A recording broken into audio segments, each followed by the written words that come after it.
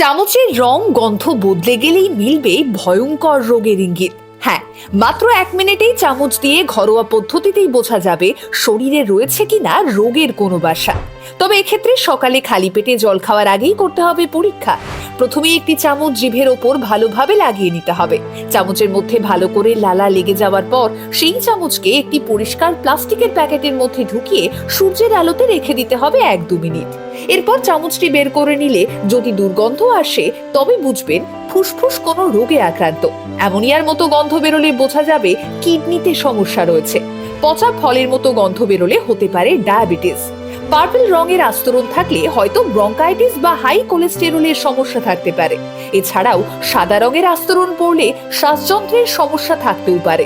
তবে মনে রাখবেন, ঘরোয়া এই চামচের পরীক্ষা অবশ্যই সাময়িক ক্ষেত্রেই প্রযোজ্য।